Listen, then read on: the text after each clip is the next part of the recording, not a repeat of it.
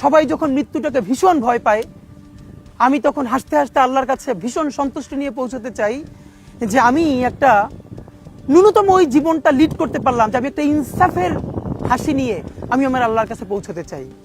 সুতরাং আগামী 50 বছর বাঁচলাম, কোনো ইম্প্যাক্ট তৈরি হলো না আমারে দিয়ে, দেশের জন্য, রাষ্ট্রের জন্য, উম্মার জন্য, জাতির জন্য।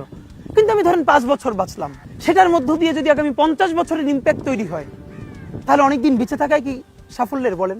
শহীদ প্রেসিডেন্ট জিয়াউর রহমান কয়টা দিন বেঁচেছেন, কিন্তু ভাবেন আজকে পর্যন্ত উনি আমার অনুপ্রেরণা। হাঁটতে হাঁটতে আমার পা ফুলে যায়। আমি, আমার টিম সেদিনকে ব্যাগের মধ্যে জুতো নিয়ে তারপরে একটা শপিং মলে ঘুরছিলাম, মানে পা ফুলে গেছে, পা জুতোয় ঢুকাতে পারছিলাম না। তো জিয়াউর রহমানের একটা ওনার গল্প মনে পড়ছিল, যিনি মাইলকে মাইল যখন হাঁটতেন ওনার সাথে স্টাফদের পা ফুলে যেত, কিন্তু ওনার তো আর্মি ট্রেনিং আছে। তখন তাকে বলতো যে স্যার আপনার তো আর্মি ট্রেনিং, আমরা তো আর পারি না। এই জন্য ওনাকে মানুষ রাখাল রাজা বলতো। তা আমরাও সারা বাংলাদেশের 56,000 বর্গ মাইলে হাঁটতে চাই। আমরা ইনসাফের চাষাবাদ করতে চাই, একটা স্বাধীন সার্বভৌমত্বের সততার বাংলাদেশ তৈরি করতে চাই। আল্লাহ যে কয়দিন হায়াতে রাখবেন এই লড়াইটা করব। যেদিন নিয়ে যাবেন আমি স্বপ্ন দেখে যেতে চাই, আমি আমাদের এমন টিম, আমি আমার সন্তানকে রেখে যেতে চাই, আমার মৃত্যুর পরে যেন এই লড়াই বন্ধ না হয়, এই লড়াই যেন বাংলাদেশে কিয়ামত পর্যন্ত জারি থাকে।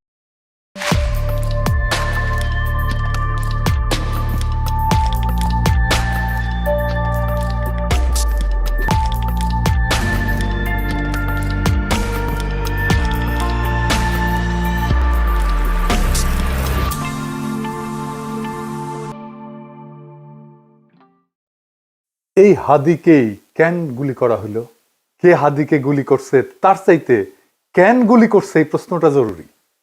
হাদি বর্ষা বিপ্লবের মধ্যে দিয়ে গড়ে ওঠা তরুণ এবং বিপুল সম্ভাবনাময় এক রাজনৈতিক নেতা।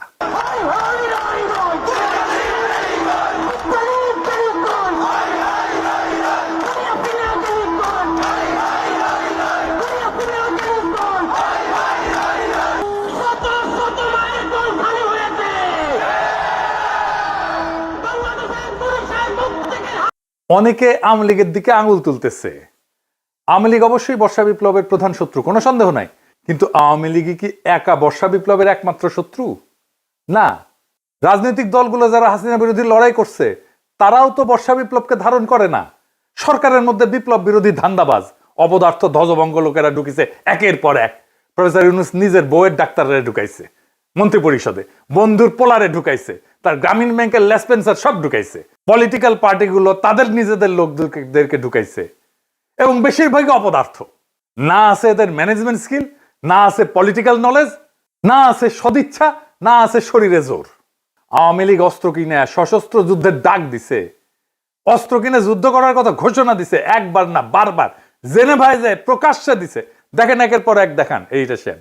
হোয়াটএভার ইট ইজ, আমাদের কথা হচ্ছে যে আমাদের এই সংগ্রাম লড়াই অব্যাহত রাখতে হবে, এই এদেরকে এখান থেকে উৎখাত করতে হবে। আর আমি সবসময় পার্সোনাল ক্যাপাসিটিতে একটা কথা বলি, সেটা হচ্ছে সশস্ত্র সংগ্রাম ইজ দ্য অ্যান্সার। হয়তোবা বাংলাদেশ আওয়ামী লীগ এই নীতিতে হয়তো এখনো যায়নি, কিন্তু ব্যক্তিগতভাবে আমার ক্যাপাসিটি হচ্ছে যে we have the take up arms এবং we have to resist our self, because আমাদেরকে খুন করছে, আমাদেরকে পাল্টা লড়াই অব্যাহত করতে হবে, এবং এটাই হচ্ছে আমাদের স্ট্যান্ড। আমার কাছে মনে হয় ব্যক্তিগতভাবে আমার স্ট্যান্ড। দেখেন আর একটা দেখান, অস্ত্র হাতে নেওয়া ছাড়া, গেরিলা যুদ্ধ ছাড়া এই রাজাকারদের বিরুদ্ধে জেতা যাবে না।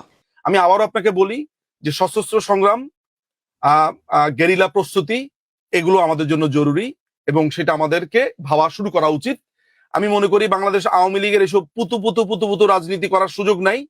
আমরা দেখব যদি ভালোই ভালোই কাজ হয় হবে, কিন্তু দেশ যদি এইভাবে পাকিস্তানের দিকে চলে যেতে থাকে, সশস্ত্র সংগ্রাম এবং আমাদেরকে এই গেরিলা সংগ্রাম বা আরেকটা মুক্তিযুদ্ধ ছাড়া আমাদের কোন রাস্তা নাই। এবার আর একটা দেখান, আমরা করতে হইলে এইখানে পয়সা উঠান, আর যারা মন্ত্রী মিনিস্টার আসল বিদেশ তাকে বলেন পয়সা দিবার জন্য, আমরাও পয়সা দিব, অস্ত্র কিনতে হবে, আমরা যুদ্ধ করতে হবে মাঠে।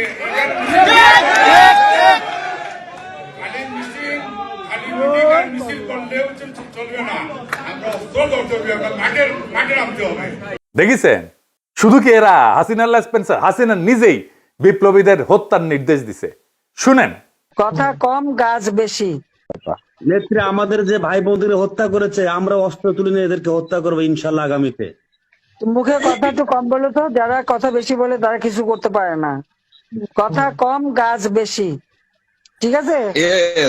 মুখ দিয়ে বলতে যেও না, আগে করে দেখো। ঠিক আছে, খোদা হাফেজ। শুনেছেন? তারপরেই তো এই ঘটনা। একটা রাষ্ট্রের বিরুদ্ধে সশস্ত্র সংগ্রাম বা প্রকাশ্য খুনের নির্দেশ দেওয়ার বিরুদ্ধে কিছু করছে প্রফেসর ইউনূসের সরকার? কিছুই করে নাই, কিচ্ছু করে নাই। আর ওদের সাহস আকাশে চড়ছে।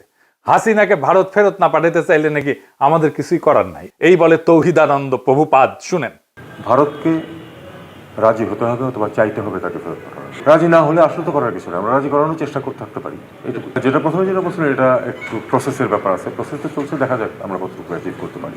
শুনেছেন? এটারে বিএনপি ঢুকাইছে, দেখে দিলাম এটা উপদেষ্টা মন্ডলীতে। এতটাই অপদার্থ, করার কিছু নাই তো তুই উপদেষ্টা আসিস কেন? 111 আমলা ওরে বানাই দিছে মন্ত্রী। এরা গালাইলে ওর গায়ে মাখে না, এতটাই নির্লজ্জ, এতটাই ক্ষমতা লোভী। এদের দিয়া প্রফেসর ইউনূস ফ্যাসিবাদের আগমন ঠেকাবে। হ্যাঁ, কি আর কমো, বালটা ঠেকাইতে পারবে। নির্বাচনের তফসিল ঘোষণা করছে না, দেখেন কি ভয়াবহ রক্তপাত হয় এই পুরা নির্বাচনের সময়। কিছুই ঠেকাইতে পারবে না। কেউ তো কথা শোনে না, আমলারাও কথা শোনে না। ক্ষমতায় বসেছে, রাষ্ট্রযন্ত্রের উপরে কোনো নিয়ন্ত্রণ প্রতিষ্ঠা করতে পারে নাই এই 2 বছরে। এত সাপোর্ট দিয়ে গেছে, কোনো স্যাদব্যাদ নাই। আচ্ছা বলেন, এনএসআই, ডিজিএফআই যদি না জানে কারা ঢাকা 8 আসনের প্রার্থী শরীফ ওসমান হাদিকে হত্যার উদ্দেশ্যে গুলি করছে, তাহলে এই সংস্থাগুলো বন্ধ করে তো দিতে হবে। এগুলো রাখার যুক্তি কি? এই সংস্থা দুইটার প্রধানদের আজকে তো বিদায় করে দেওয়া উচিত। এরা কিছুই করতে পারবে না। জাতীয় নিরাপত্তা উপদেষ্টা একজনকে বানাইছে। হ্যাঁ, অনেকে বলে আপনার গুরুজন, হ্যাঁ, ওনারা নিয়ে ভিডিও টিডিও বানিয়েছেন। ওনারে আবার তা আমি কি করব? যে যায় লঙ্কায় সেই তো হয় রাবণ। সে ক্ষমতা উপভোগ করিচ্ছে আর বিএনপির সাথে ঘুটু করিচ্ছে, যেন বিএনপি তাকে পররাষ্ট্রমন্ত্রী বানায়। হাদিকে খুন করার এই ভয়ঙ্কর অপারেশনে যারা যুক্ত ছিল তাদেরকে গ্রেপ্তার করে বিচারের আওতায় না আনতে পারলে প্রফেসর ইউনূস সরকার 12 ফেব্রুয়ারি জাতীয় নির্বাচন সম্পন্ন করতে পারবে না, লিখে রাখতে পারে। বর্ষা বিপ্লবকে কোনোভাবে মেনে নিতে পারেনি কায়েমি গোষ্ঠী। আর এক দল আছে বর্ষা বিপ্লবকে বিপ্লব বলে স্বীকারই করতে চায় না, বলে এটা অভ্যুত্থান।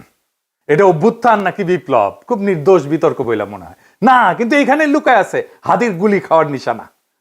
আসেন সেটা বুঝে দেখি। এক শ্রেণীর জাউরা আছে, দেখবেন বলবে আইসে আমি সহ কয়েকজন নাকি দেশটারে অস্থির করে রাখছি। বিপ্লবের পরে কোনো দেশ সুস্থির হয় না, কখনো হয় না। বিপ্লবের ইতিহাসে এটা নাই। সুস্থির করার জন্যই বিপ্লবী সরকার লাগে। অভ্যুত্থান আর বিপ্লব এক জিনিস না। আমি যদি বাঘরে বিলাই ভেবে ম্যানেজ করি তাহলে বাঘ বাঁচবে নাকি বিলাইয়ের সার্ভিস আদর পাবো আমি? কোনোটাই তো হবে না। এই বিপ্লব না অভ্যুত্থান, এই জিনিসটা বুঝার ভুলের এই খেসারত জাতিকে দশকের পর দশক দিতে হবে। আমি বলে দিলাম, আমি পরিষ্কার করে বুঝাই বলি কেন অভ্যুত্থানের পরে দেশ দ্রুত স্বাভাবিক হয় আর কেন বিপ্লবের পরে দেশ দীর্ঘদিন অস্থির থাকে এবং কেন বিপ্লবের সঙ্গেই প্রতি বিপ্লব জন্ম নেয় কিন্তু অভ্যুত্থানের পরে প্রতি বিপ্লব জন্ম নেয় না। আসেন সেই জিনিসটা বুঝে দেখি। অভ্যুত্থান মানে কি? অভ্যুত্থান মানে ক্ষমতার হস্তান্তর, রাষ্ট্রের রূপান্তর না। ক্ষমতা এক হাত থেকে আর এক হাতে যাবে, রাষ্ট্র বদলাবে না। অভ্যুত্থানে বদলায় কে শাসন করবে, কিন্তু বদলায় না রাষ্ট্রের কাঠামো, আইন, আদালত, ব্যুরোক্রেসি, সেনাবাহিনী, তার কর ব্যবস্থা, আন্তর্জাতিক চুক্তি। এই জন্যই আমরা ভারতের সাথে হাসিনার কর চুক্তি বাতিল করতে পারি নাই। এই কারণে অভ্যুত্থানের পরদিন ব্যাংক খুলে যায়, অফিস চলে, পাসপোর্ট ইস্যু হয়, কোর্ট বসে, বিদ্যুৎ আসে, রাষ্ট্র কাজ করে। কারণ রাষ্ট্র তখনও জীবিত থাকে, শুধু চালক বদলায়।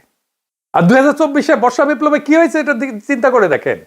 থানা ফাঁকা হয়ে গেছে, পুলিশ নাই, পালায় গেছে।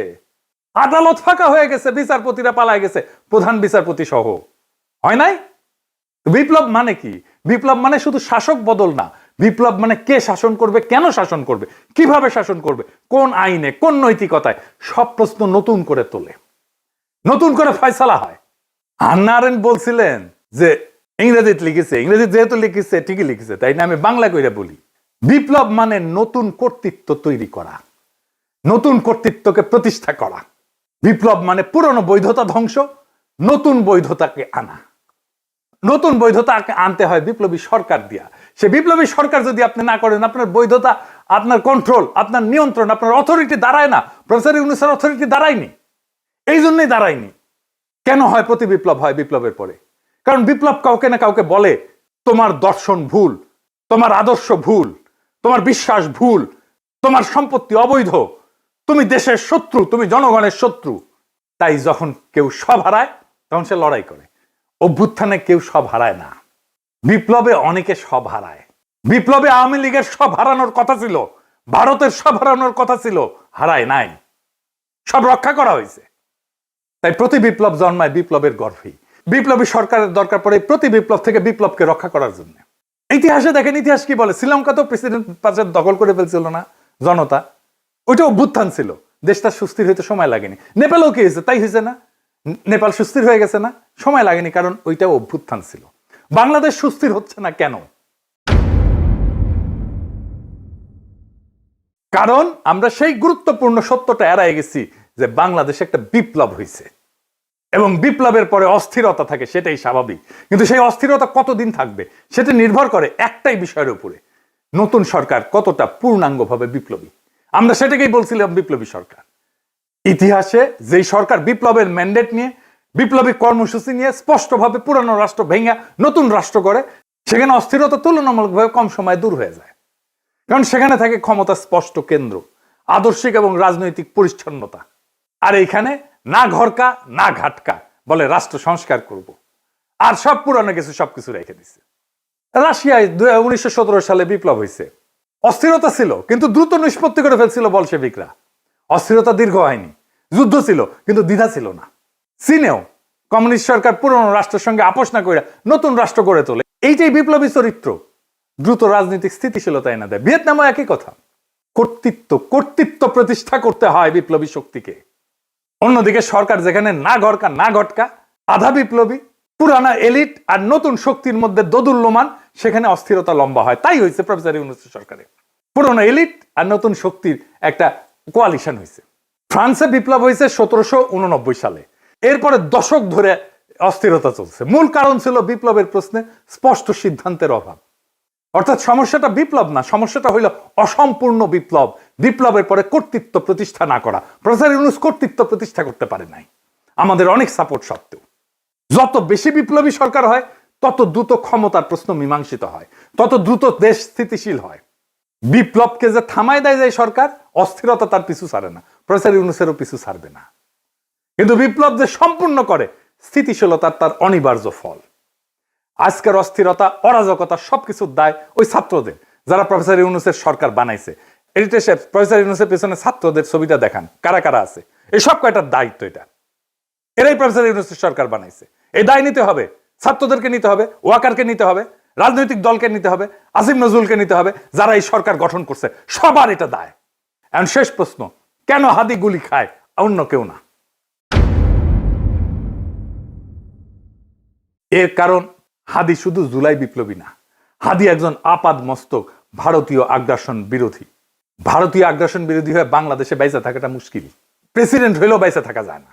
জিয়ারে মরতে হয়েছে না, ইলিয়াস আলীকে মরতে হয়েছে না, সালাউদ্দিন কাদের চৌধুরীকে মরতে হয়েছে না, জামাত নেতাদেরকে মরতে হয়েছে না, আবরারকে মরতে হয়েছে না, হাদিকে নিয়ে কম কুৎসা রটনা করা হয়েছে। দেখেন এই মালটাকে চিনতে পারেন কিনা দেখেন। জুলাই গণ অভ্যুত্থানে হাদির অবদান কি দেখতে হবে না? এই গণ অভ্যুত্থানের সময়ে, গণ অভ্যুত্থানের পরেও হাদি নামে কাকে মানুষ চিনত না। বাংলাদেশের সংকটে হাদিকে এদেশের মানুষ পায়নি। বাংলাদেশ যখন কাঁদছিল, বিপদে পড়েছিল, যখন রক্ত ঝরছিল, তখন হাদিরা সিনা টান টান করে দাঁড়ায়নি। তখন কিন্তু মির্জা আব্বাস ভাইরা দাঁড়িয়েছিল, তাদের হাজার হাজার কর্মীরা এখানে অবদান রেখেছে, লড়াই করেছে। শুনিছেন এই বাটপারকে বিএনপি কোলে তুলে রাখে। বিএনপি যা যা করতে পারে না, বলতে পারে না, এই বাটপারকে দিয়ে করায় আর বলায়। এটা বিএনপির মাস্তান, এটা বিএনপির ভার্চুয়াল মাস্তান। হাদিকে নাকি সে মাঠে দেখে নাই।